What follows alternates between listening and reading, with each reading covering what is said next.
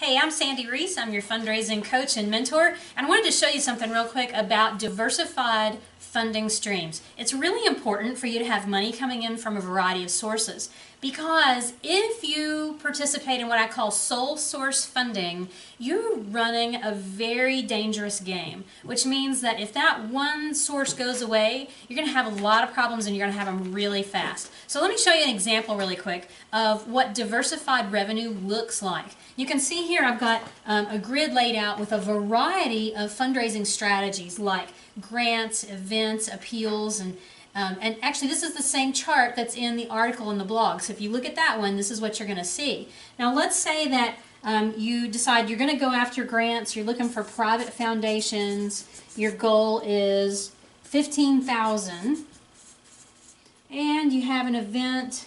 It's going to be a gala. You're looking for $31,500 from that one. You've got 3 or 4 appeals. Let's say you're going to do one February, April, September, December, and this is going to total, let's say $22,500. And you got some other things going on. What you can see really quickly is you've got a lot of money coming in from a lot of different places, which means if this one appeal doesn't go well, it's okay because you can make it up somewhere else. Now here's the real trick to this, and a lot of you probably have something like this in your budget. Here's the kicker. Once you get the total number, and in this case, if you look at the example, it's $98,800, so right just short of $100,000. Express each of these as a percentage. Okay, that's when you can really start to see what's going on. So in this case, this one is 15% of the total. See that? It's basically just 15,000 divided by 98,800, and that's where we get 15%. This one is 32%, and so forth down the line. Just keep dividing them out. And again, you can look at the sample.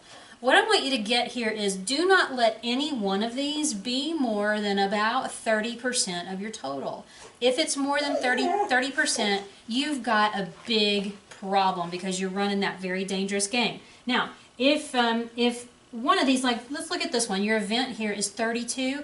If this event is made up of a couple of hundred individual donors or maybe a dozen different corporate sponsors, it's okay because you're going to have a lot going on with that, but you can't cancel that event until you replace that revenue somewhere else. Does that make sense? So for organizations that live off of one grant, and I've seen this happen, or they have one major donor who basically supplies all their revenue, that's very, very dangerous.